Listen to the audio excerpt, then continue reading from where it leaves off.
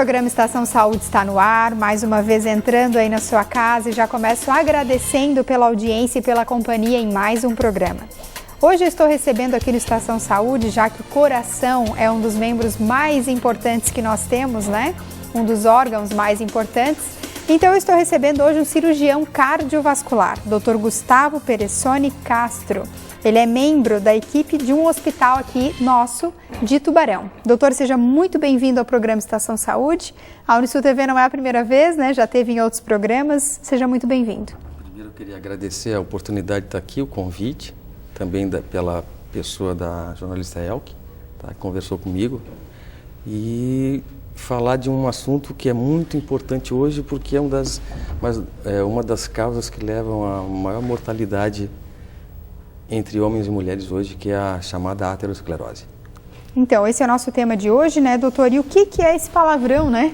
Aterosclerose. A aterosclerose é uma doença crônica, inflamatória, que ela vai levando à degeneração e proliferação de várias células, levando ao quê? O que resulta a doença aterosclerose? Levando à diminuição das artérias coronárias. Não só das artérias coronárias, como as artérias do corpo. Eu falo das artérias coronárias porque é a minha área, cirurgia cardiovascular, e onde a gente vai enfocar um pouco mais para não ficar muito abrangente. Certo, doutor. E quais são os dados hoje relacionados a essa doença no Brasil? As doenças cardiovasculares são as doenças que mais causam mortalidade entre homens e mulheres na faixa etária entre 45 e 64 anos. Tá? Quando a gente fala de doenças cardiovasculares, nós estamos falando da doença arterial coronariana, da hipertensão arterial sistêmica, da insuficiência cardíaca congestiva e dos acidentes vasculares cerebrais. Então, o que acontece? A maior mortalidade hoje que nós vemos são as doenças do coração, que essa doença leva a uma maior mortalidade dos homens e, em segundo, entre as mulheres. Nós podemos dizer que a obesidade está relacionada a esses dados, doutor, às doenças do coração? Sim, não diretamente, mas indiretamente elas vão evoluindo até chegar na mortalidade de causa cardíaca. Certo. E para ficar mais claro para quem está nos assistindo, né, como é que funciona essa questão da fisiologia? Como funciona o nosso coração? Para entender, o coração é um músculo especializado. Como nós temos o músculo da coxa, nós temos do coração, que até hoje ninguém conseguiu substituir. Tentaram várias formas, mas a única coisa que funciona quando tem um problema no coração e até o final é o transplante de autólogo, de pessoa para pessoa.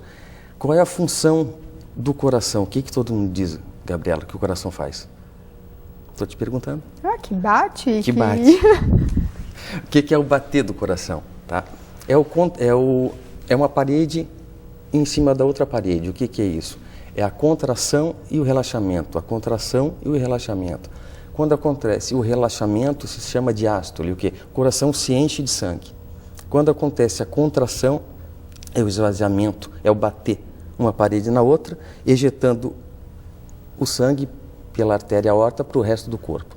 Para fazer esse trabalho, contrair e relaxar, certo? Há um consumo de oxigênio. Quem leva esse oxigênio a esse músculo são as artérias coronárias, onde se nós tivermos problemas, o oxigênio não chega até esse músculo e ele trabalha em seco, causando em muitos pacientes as sintomatologias que nós vamos falar a seguir, as manifestações, certo?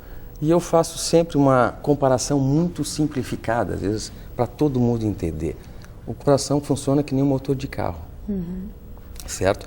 Eu tenho o quê? Um tanque de gasolina ou um tanque de combustível, uma mangueira que leva esse combustível até o motor. O que acontece quando a minha mangueira está com problema ou está diminuição do calibre e eu piso no acelerador? O que acontece?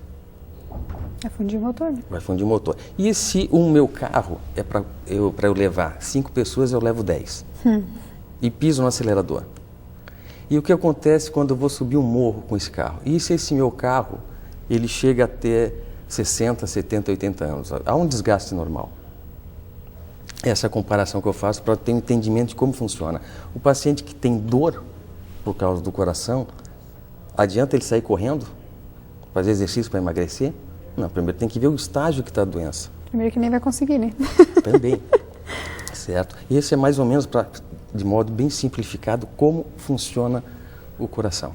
Certo, doutor. Hoje o doutor atende clinicamente ou o doutor atende somente como cirurgião? A minha especialidade é cirurgia cardiovascular. Eu só faço a área ou a parte cirúrgica. Por que eu estou falando hoje aqui de aterosclerose, dessas doenças? Primeiro que a gente tem que saber aquilo que vai acontecer, o que está acontecendo. Porque nenhum paciente hoje fica sem saber o que está acontecendo. O familiar quer saber que tipo de doença, qual é o risco para fazer o tal procedimento. Isso é uma coisa que antigamente não se tinha muito. O paciente vinha. Até porque as pessoas estão estudando mais, estão querendo saber mais, né? E como eu fiz o mestrado em cardiologia, é uma das áreas que eu sempre gosto muito, que é a área das doenças do coração, a parte clínica. Eticamente, eu não faço clínica. Eu só faço a parte cirúrgica. Certo. O programa Estação Saúde agora vai para o quadro de dicas da boa psique.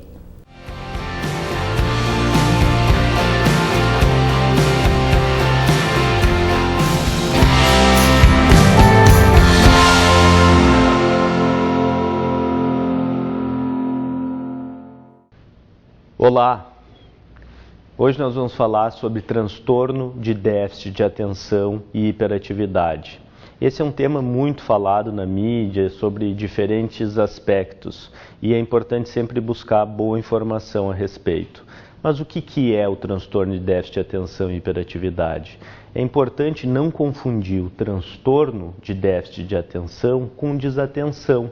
A pessoa pode estar desatenta por diversos fatores. Um adolescente que esteja apaixonado, por exemplo, vai estar com a cabeça no mundo da lua, vai estar desatento, ou eventualmente até um adulto que esteja dormindo pouco e estressado com muitas coisas, também vai estar desatento. E isso não significa que a pessoa esteja com transtornos de déficit de atenção e hiperatividade. Um transtorno, então, é algo que atrapalha a vida da pessoa, que causa muitas vezes sofrimento e atrapalhação. Muitas coisas podem estar ocasionadas com transtorno de déficit de atenção e hiperatividade, às vezes problemas no nascimento, questões genéticas, o fumo durante a gestação, tudo isso está associado com transtorno de déficit de atenção e hiperatividade. Então é um problema bastante complexo, que o diagnóstico depende assim de que se faça uma excelente história, que se fale com professores, com pais, que examine bem a criança, e o tratamento também é de múltiplas coisas, né? Pode ser tanto psicoeducação, a pessoa ter uma agenda, aprender a agendar e programar os seus horários, e a medicação ser discutida com um bom profissional. É isso aí, quer saber mais? Olha lá, boapsique.com.br.